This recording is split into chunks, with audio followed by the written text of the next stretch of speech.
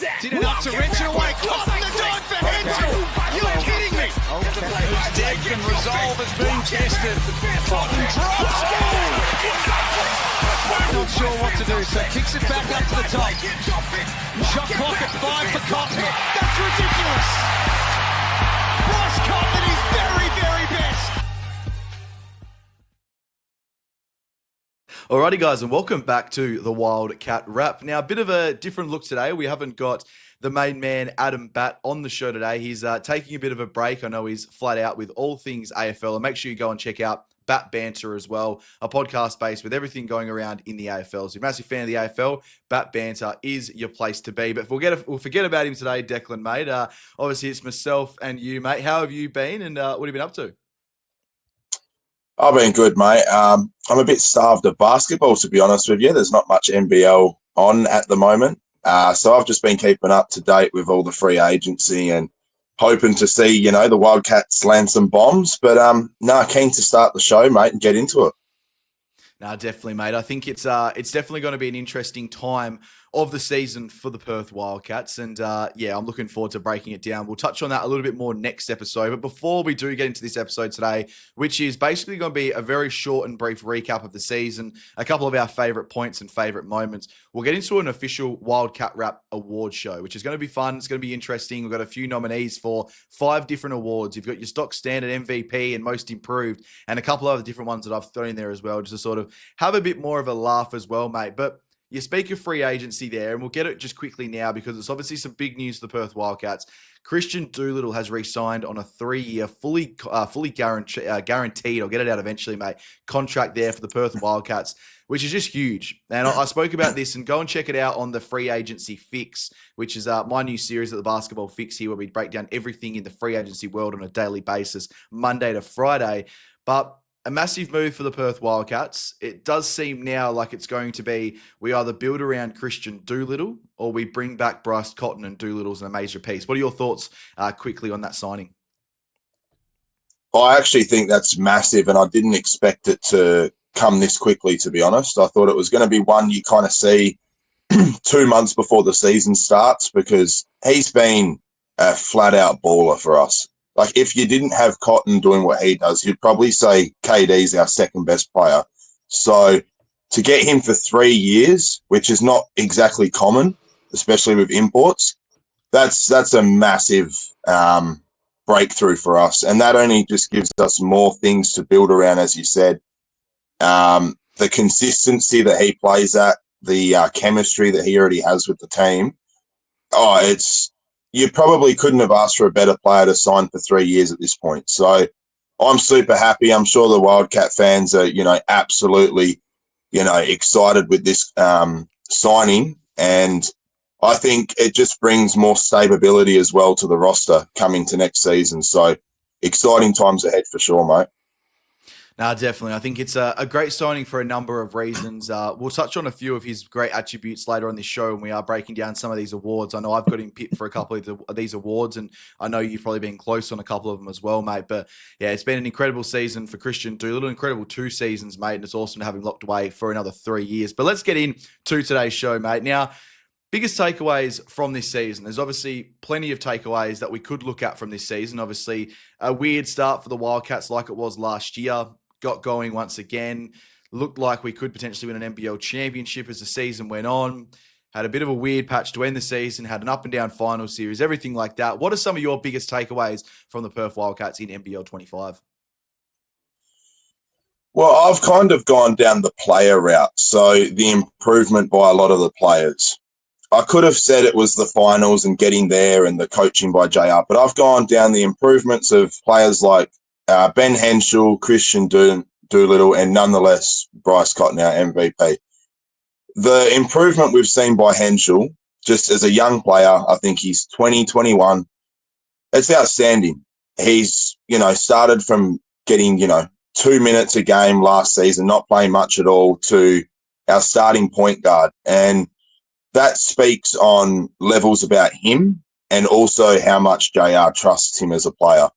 So to come through the ranks, kind of do his apprenticeship, as you'd say in basketball, and get to where he is now, pat on the back to him. He's going to be an outstanding player for the future, whether that's at the Wildcats or NBA level.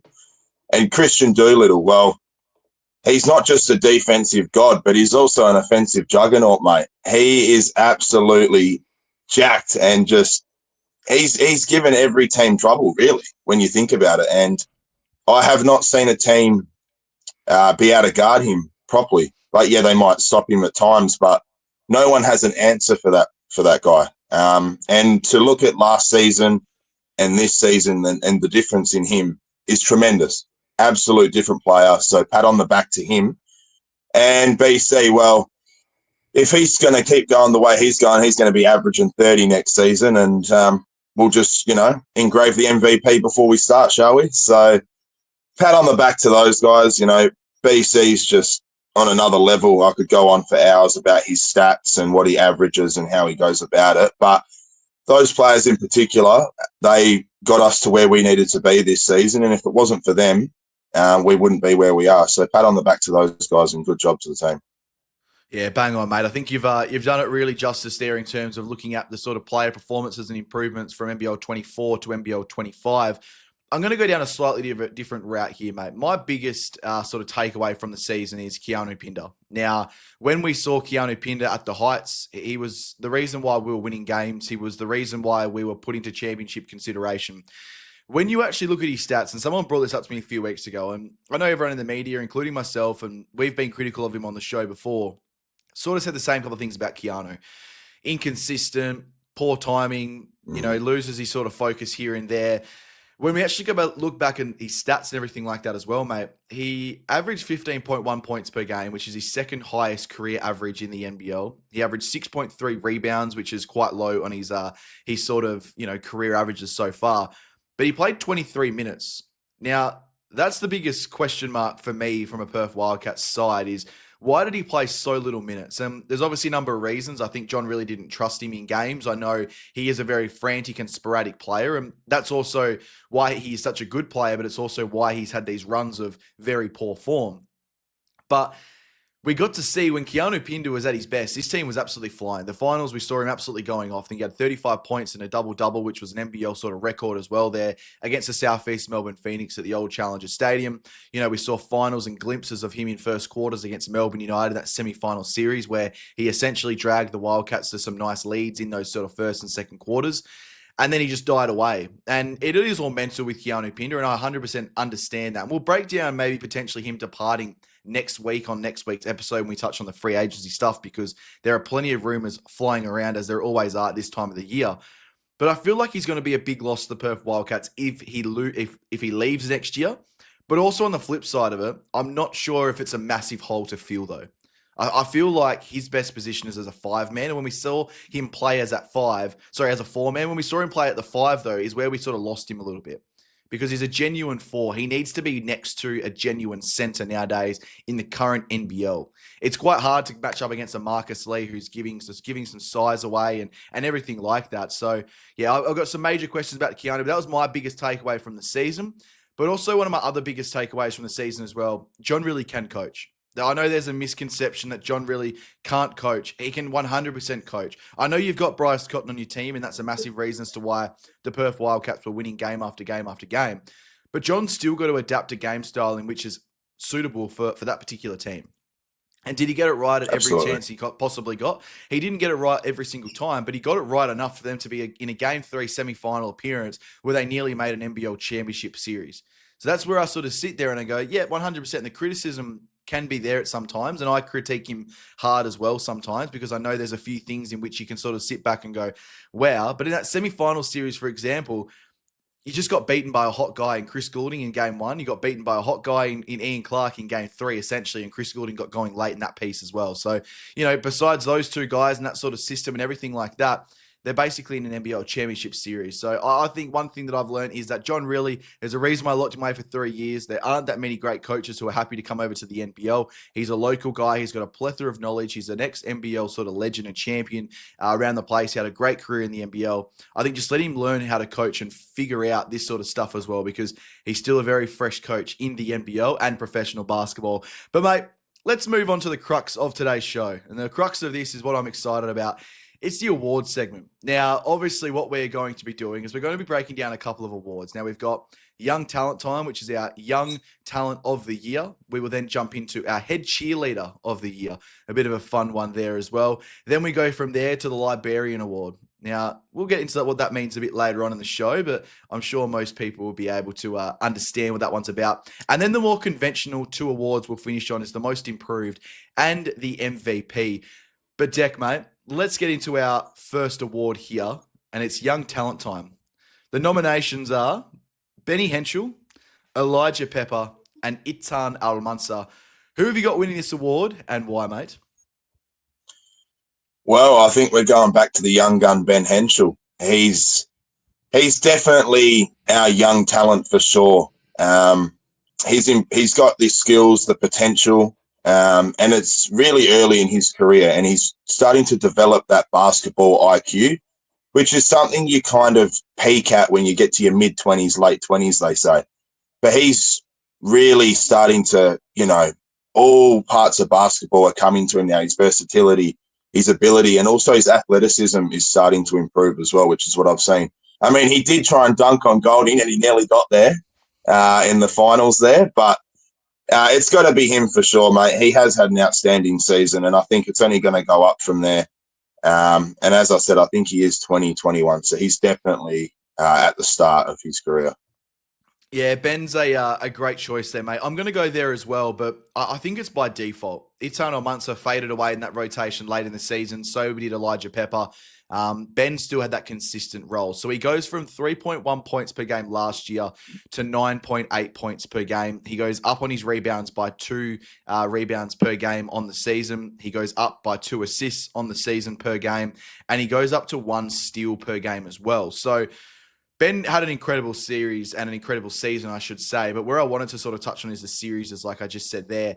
The final series is where he's going to have to take his game to the next level. Now, you can't come out in the media and tell everyone that you're unguardable, you're untouchable, and all this sort of jazz. Yeah. When you come out in the semifinals and only give 11 points in the first semifinal game, or in the seeding qualifier, had 11 points. And then the semifinals appearances, he had 8 points, 1 point, and 9 points.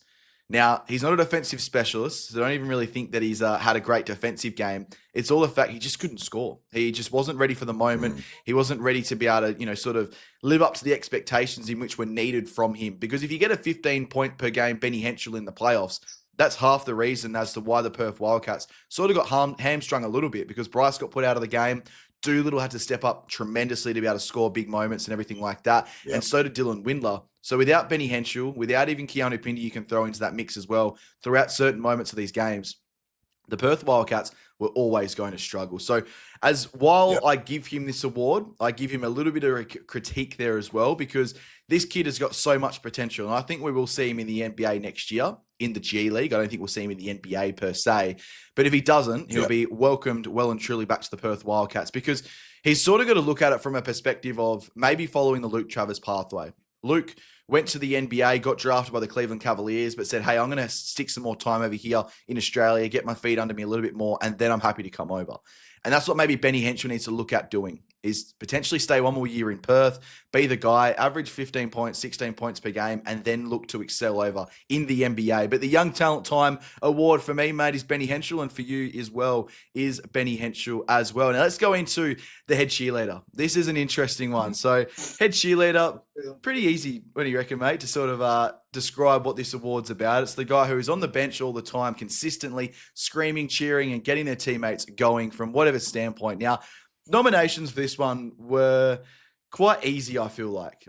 We've gone with Hiram Harris, Ty Webster, and Jesse Wagstaff. I'm going to kick it off, mate, with who I think deserves to win this award, and it's Hiram Harris. Now, watching him live at games and seeing him up and close and personal as well, he's one of those guys who, unlike Ty and unlike Jesse, had these really big influxes in minutes. He would have 15 minutes one game, he'd start one game, and then he'd be really benched for 4 or 5 games. And we saw throughout the end of the season, he was well and truly benched into the back end of the season, which, didn't really affect him like it probably would other players in the NBL. Now, what that did do, though, is really assure me that this guy is just a genuine guy. He loves his teammates. He loves playing NBL basketball. He loves playing for the Perth Wildcats. There wasn't many times when the Perth Wildcats would have a big play that Hiram wouldn't be up near the baseline, waving his towel around like an absolute madman. And you could see it every time everyone comes off. He's up. He's high-fiving everyone. He's getting around everyone. He's really loud. He's, vocal. He's a great leader. He's a really good companion for the young guys as well.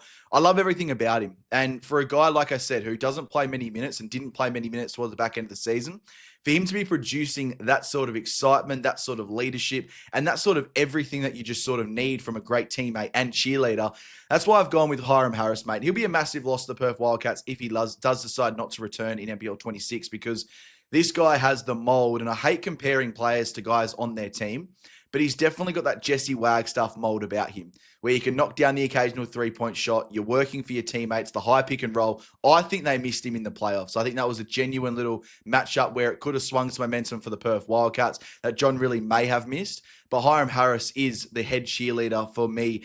What about you, Deck? Hiram, Ty, or Jesse Wagstaff? Well, I'm going to go Ty Webster, the loose unit, mate. I don't think there's many players in the NBL that can match his energy, to be honest with you. The way that he just dances and jumps around, like before the games, he's dancing. So I'm going to go Ty just because of the way that, he runs up and down the floor. He's, jumping up on the bench, putting the towel on his head and, giving the fans high fives and everything midway through the game. He's always got energy. I never see Ty Webster where he's down and out, mate. Absolutely not. So, his enthusiasm and even the intensity that he just brings on the floor and off the floor is, if you're going to have one guy in your corner to get you excited and get you amped, it's got to be Ty Webster, mate. So, yeah, absolutely love the guy. I think he does a good job for the team, and, I'm excited to see him if he comes back. Yeah, Ty is, I think it was between those two. Jesse's also quite vocal. 100%. And you can see the towel over his shoulder in the little graphic here on screen as well. And that's what he's like. He's just always, once again, rolling those towels around. And he's such a great leader as well. But yeah, those three guys I think are 100% deserving of the nominations. And obviously I've gone with Hiram. You've gone with Ty. I don't really think you can have a bad option there at all. But let's get on to the next one, mate, because this is where it starts to, I guess, heat up a little bit when we are looking at these sort of conversations. And, it's going to be interesting to sort of see where this sort of obviously all goes. I'm just trying to get the graphic up right now. It's been a bit of a pain in the bum. But we'll actually go to the most improved right now. That's where we'll head our attention to right now. But most improved. Now, there was 3 nominations for this particular award. And the first one is obviously Kristian Doolittle. Then you've got Benny Henschel, and then you've got Dylan Windler, who I've thrown in there. Who's the most improved player, mate, for you, and why? I'm going to go Kristian Doolittle, mate. Just the difference that he has brought. He's definitely been a pivotal presence for the Wildcats this season. Like he did play a good season last season, but it wasn't him this season at all. He is a whole different player offensively. He's probably even better defensively, and he averaged 9 points in last season and a team high 6.7 rebounds and 2.1 assists per game. And now he's having performances that are 27 points, 10 rebounds against Adelaide, 33 points versus Melbourne United, which was all earlier this season in January. And he's also got a 37-point game and a 10 rebound and 5 assist performance, which was the last game of the season. Absolute weapon. He's always physical. He's never shy to shoot the ball or block a shot. And the difference he's brought in also a bit of a leadership role that I've seen from him, whether that's on the bench, on the floor. I've got to give it to him, mate, the way that he's changed his game. And I think after that Bryce Cotton injury, he had to step up more, and he definitely did. So I'm going to go Kristian Doolittle for that one.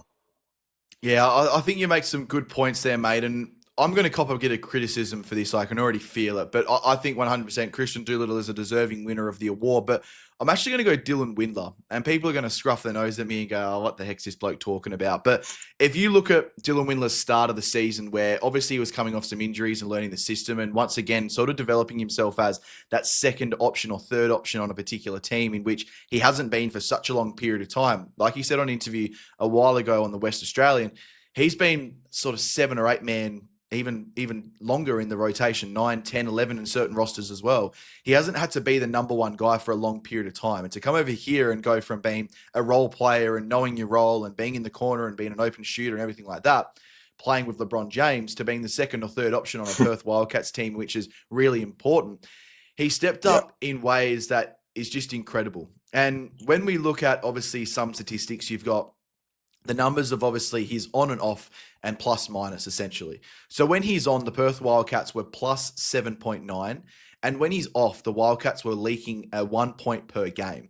And that obviously comes down to a few other things as well, because when we go to the team results, he is actually the highest rated win percentage player in the whole entire NBL when he's playing. So he played 24 games for the Perth Wildcats this year. 18 of them were wins and 6 of them were losses. So that's just an incredible stat. When he's playing, the Wildcats that's the team, because you've got that extra scorer with Bryce Cotton. You know, you go look at some of the games. Obviously, his season high this year was the 27 points against Melbourne United in that game 2 over here in Perth, where he had 27 points, 11 rebounds. But he also had 24 points against Adelaide, which was probably his breakout game, where he also had 4 blocks in that particular game as well. He had 20 points against Southeast Melbourne. But when you go all the way back to the start of the season, he started the season with 6 points, 8 points, 4 points, and 10 points. So to go from that to then have found your role, to then excelling in your role, and then defensively, he was just a monster. We look at some of the defensive stats. He had 3 games this season with 4 blocks, 2 games with 3 blocks, and 2 games with 2 blocks. And on the steals side, he had 1 game with 6 steals, 1 game with 4 steals, 4 games with 3 steals, 5 games with 2 steals. He was just an absolute monster on both ends of the court. So I think when we're looking at most improved, Doolittle from a season to season, 100%. From Windler, though, from in a season, from the start of the year to the end of the year, that's where I sort of give him that little bit of a nod over Kristian Doolittle. But what are your thoughts on that, mate? Is Dylan Windler a bit of a weird option? You know what? You probably pleaded your case quite well once you read out those stats. I kind of fell for it. I was like, oh, okay, yeah, maybe Doolittle isn't the one. But no, mate, I think you're spot on there. He has definitely improved as the season went on. He's a great player. We could see him back in the NBL at some point. But yeah, no, definitely pleaded your case, mate. I didn't find you guilty at all. You've got to plead your case as much as you can. But let's get back to that Librarian Award. Librarian. I don't know how to say it, mate. I'm a bloody Aussie with too much slang, mate, so it doesn't sound that well. Can you give us a bit of a Librarian? Give us a go, mate. Librarian. I've got it. Yeah, there we go. We'll go Librarian. Better than me, mate. That sounds way better. But I've got the little thing up here as well. Obviously, we're changing these up as we go. But nominations for this. Now, this award essentially is the one player who keeps everyone in line. You know, look at it as a leader. Look at it as somebody who, you know, sets the tone for everyone, whether it's at training, whether it's during games, whatever the case is. Someone who some may say is the coach's pet. That's probably a bit of a line as well you can use for this sort of award, but is genuinely just a person in which is wanting to keep everyone in line. Now, the 3 nominations for this are our 2 star imports in Bryce Cotton and Kristian Doolittle, and our team captain in Jesse Wagstaff. I think I know who you're going to go with here, mate, so I'm going to jump straight in and try and plead my case and maybe change your mind a little bit, but I'm going with Kristian Doolittle.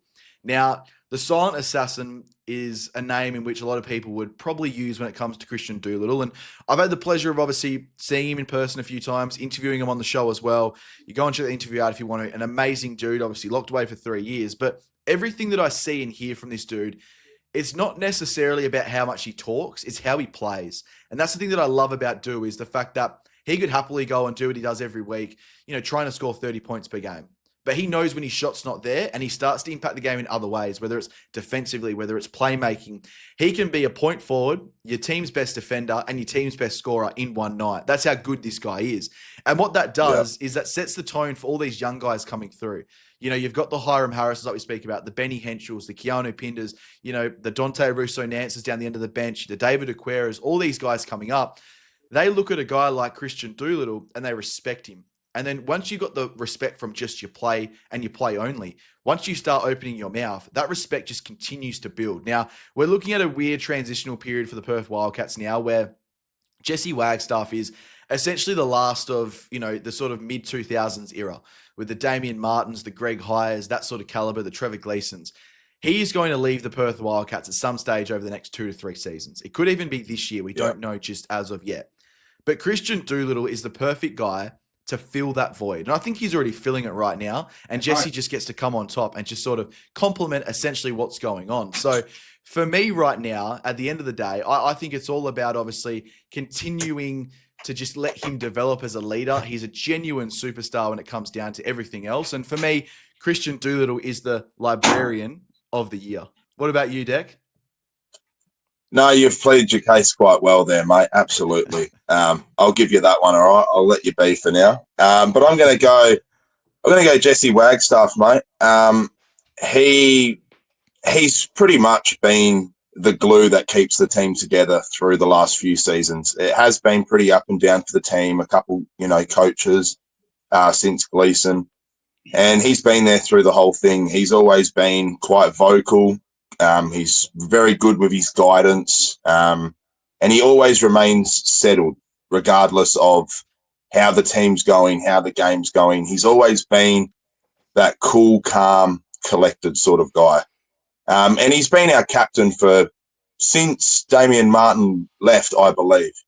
So I've got to go him. He's always kept the team sort of, together, always, talking to them, offering guidance. I could have quite easily said Bryce, but I think it's still Wagstaff, and Cotton still looks up to Wagstaff. So that's my pick for that one, mate. The good old Librarian. And he fits it well too. He 100% does, mate. And I think the thing as well, like when we look at this from a Perth Wildcats standpoint, to have 3 guys in which we're pretty much racking our heads over to pick one, it's pretty good. Yeah. If you went around other teams in the league, you'd probably struggle to find 3 or 4 candidates. And, to be honest with you, mate, you could probably throw into this mix right here. You could probably throw a guy like Keanu Pinder because he relatively is respected by his players. Now, I'm not necessarily campaigning for him to win this award, but have 4 guys in which you can have that sort of respect and that leadership oozing from. I think it's a good step in the right direction for this team. And it's going to be exciting over the next couple of years, obviously, with the Kristian Doolittle prospect and everything going on. But let's get into the last award, mate, the MVP conversation. This is good fun. Now, I'm going to let you go first, mate, because I can't argue with this. I can only just try and do better. You can't argue with the league MVP, Mr. Bryce Cotton, can you? Yeah, I'm surprised that you even gave an answer on this one, mate. I thought you would have followed the trend. I'm going to go the league MVP, 5-time MVP, the legend, the myth, the GOAT, whichever way you want to call him, Bryce Cotton. He has been, it's the best he's ever played, mate. I was trying to look at the stats and, have something that stuck out. And this season by far has been his best season. And it's not even close, really. Like you look at all of his other seasons that he's won an MVP, and there's not really one thing in those seasons that is better at all. He's just improved. And he averaged 28.6 points a game. Now, let's just put that into perspective. There's 40 minutes in a game. That is it. I've got the stats here. That's the highest since Andrew Gaze scored 29.1 in the 2000 season. So he has got the highest points average just behind Andrew Gaze, which I believe that was the 48-minute era there. So you take that away and you look at things like a 59-point game, which won't get touched for quite a long time unless it's the man himself. Absolute great, mate. He's going to be, the best that's played in the NBL at some stage if he stays. Absolutely love the guy, team player, great bloke. And yeah, you're going to have to plead your case with this one, Josh, because I think every Wildcats fan's going to go, yeah, I agree with Deck here. Yeah, well, I can't really do too much, can I, mate? You've got arguably the greatest season of all time in Bryce Cotton. But yeah, I think when I look at it from where I'm going to try to persuade you slightly and listeners at home. And I think the thing as well is if you were to say that my guy Kristian Doolittle was the MVP or Bryce Cotton was the MVP, I don't think really many fans would be disappointed with that at all, because I think the difference where Kristian Doolittle has, for example, to where Bryce has, Kristian can't get shut out of big games like a Bryce Cotton can. And this is maybe a little bit of recency bias here where I've sort of gone with Kristian Doolittle over Bryce Cotton, but the most valuable player is also the most important player, is also the most, everything like that. It's sort of who can get going and be going constantly. Even the most consistent player comes into it when you're talking about the most valuable player. All these awards in which we talk about from, a legacy standpoint, they all go into the MVP because everything makes you the most valuable player. Being a great leader, Kristian Doolittle, most valuable player, into that conversation. Being the most consistent player, Kristian Doolittle, gets him into that conversation as well. And you look at the playoff performance where he had 37 points in that game 3, and that is where I sort of sit there and I go, Bryce kind of struggled in those semifinals. Couldn't get going. Teams played very hard defense on him. Whilst he's the most valuable player of the regular season, I don't know if he's had that sort of playoff success and performance over the last couple of seasons, which have lived up to the hype of what his regular seasons have been. Because if he played anywhere near and had the sort of statistics and everything like that, like he did throughout the regular season, the Perth Wildcats are playing in a grand final series right now. No questions asked. And are there some questions to be asked 100%. From the coaching staff in terms of not getting Bryce Cotton open looks? 100%. But for Kristian Doolittle, it doesn't matter. He knows his job. He knows his role. He does everything so well. And there's a reason why, for me, he's the most valuable player on the Perth Wildcats roster. Now, like I said, it's going to be very hard pleading the fact with a guy who averaged 28 points per game and won a league MVP. But sometimes you don't necessarily see the MVP of the whole competition winning the MVP of, a team award, because at the end of the day, some other people will see things differently. You may say to Kristian Doolittle, I want 12 rebounds out of you tonight, and that's all I care about. Well, then he has 12 rebounds and has 21 points. Well, he's probably the best player on the court in that particular matchup, even though Bryce has had 41 points, for example. So it's a hard one, because when we look at it, we've got to look at it more than just scoring. You've got to really hone in, because Kristian Doolittle guards from the number 1 player on the opposition's team. He can guard from a Jalen Adams as a point guard all the way up to an Xavier Cook. So that's just using a Sydney Kings for an example. He can also guard, let's just speak about Melbourne United, from a Shea Ely all the way up to a Marcus Lee. There aren't too many players as versatile as that who then can go on the opposite end of on the end of the court and score on those sort of players as well. He dominates smalls. He even dominates bigs. People are saying we can't believe how strong this guy is. So once again, I'm really trying to rattle my point home in terms of the MVP trophy. But again, another positive for the Perth Wildcats. You can't go wrong with either of these guys. If you pick Bryce Cotton, you can't go wrong. If you pick Kristian Doolittle, you can't go wrong. If you pick anyone else, you can 100% go wrong, mate. But are those two, do you reckon they're leaps and bounds ahead of third place, or is there someone who you see as kind of close to the conversation? It's definitely Bryce Cotton and Kristian Doolittle. And I do just want to add, the one thing I think we've missed is that second key player to Bryce Cotton. Like, you have a look around the league and you've got Melbourne, you've got, say, a Golding and then a Clark or a Jack White. So it's kind of, they've always got that second option. And I feel like we have missed that now until Doolittle's here. Now, if Cotton's not firing, Doolittle steps up. So I can't argue and say that he's not as important as Bryce, because he is just as important for sure. And on the defensive end, he's obviously a better player. I'm not going to deny that at all. But third place, I would, when you put Dylan Windler in there, that's probably where I'd go, to be honest. At the end of the season there, he saved us, basically. Should it be Keanu Pinder, though? Should the third place be Keanu Pinder, in all seriousness? Like, I know Dylan was probably the third best player on the team, but should a Keanu Pinder be, like, this is where I sit there and I have my sort of reservations of Keanu, and I say inconsistency and everything like that, because we got him expecting to have an MVP caliber player, and we haven't had that on a consistent basis at all, like we did see up in Cairns. Now, I think personally he should be rivaling Kristian Doolittle for the second best player on this Perth Wildcats team, but he's not. He could even be fifth in some people's eyes. So, yeah, what do you do you think Keanu should be higher? Do you think he should really be the third player? What are your thoughts? I think he's definitely our starting five, top five. But the reason I wouldn't pick him as third is he's too inconsistent. Like, there has been games there where he's not there mentally. He goes to the bench, he looks pissed off, he's not talking, and that reflects, like, the team sees that, where you're not getting that from these three nominees. They're never getting flustered, they're never dropping their head, getting pissed off. You know, they keep a level head.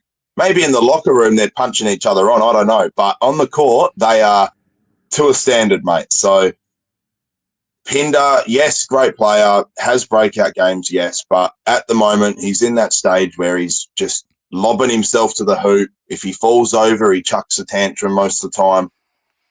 This isn't a dig. This, by the way, viewers, this isn't a dig at Pinder at all. Like, I think he's a great player, but I can't say he is more valuable than Dylan Windler, because at times Dylan Windler played 39 minutes, scored 27 points, saved us, you know, had more rebounds. I think he had 11 in that game as well against United. So he's been there both ends. And if Pinder wasn't as inconsistent, I'd happily take him as third, but not this season around, mate. I'm going to throw one last thing out here, listeners, as well, to try and persuade you from Kristian Doolittle, or from Bryce Cotton to Kristian Doolittle.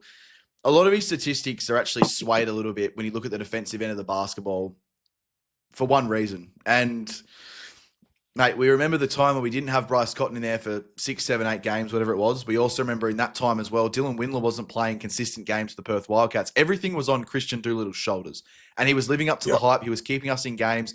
I think we went like 5-4 or 4-5 in that run where Bryce was out. That was all due to Kristian Doolittle. Now, did we give up some massive scores? Yes, 100%. And is that why his defensive totals look a lot worse than a Bryce Cotton, for example? 100%. But the way he weathered the storm for the Perth Wildcats, whilst Bryce wasn't playing games of basketball, was massive for the team. So, yeah, like I said, mate, you can't go wrong either way. I think all three of them are deserving candidates. If we threw Dylan Windler in there as well, it's that mix. I wouldn't be surprised. He's the most important player probably for the Perth Wildcats and everything like that. But that will wrap up that, obviously, award section, mate. Obviously, it was a fun little one today. I know it's only been a 36-minute episode. That's actually a nice little time there as well, mate. But not too long. No, mate, it's nice. But next week, we're going to be doing what I've been doing every day. And it's going to be fun because we'll get to break down the Perth Wildcats side of it all. And we'll just dive in a little bit. We won't do too much. I might have one of you guys on from the Wildcat Wrap over onto the main show there at the NBL Free Agency Fix. And we'll break down the roster a little bit more and touch on a few of the rumours coming in and out. But I'm looking forward to it, mate. It should be good. The big news that we'll be touching on next week will be the Kristian Doolittle re-signing, the potential Keanu Pinder departure from the Perth Wildcats, and the big $1 million question, will Bryce Cotton re-sign for the Perth Wildcats as well, mate? Plenty going on as always, mate. But thanks for jumping on today's show, Deck. And viewers, until next time, we hope you've gotten your basketball fix. Did enough to wrench it away. Cotton the dive for Hensel. You're kidding me. Deck and resolve has been tested. Cotton drops. Not sure what to do, so kicks it back up to the top. Shot clock at 5 for Cotton. That's ridiculous.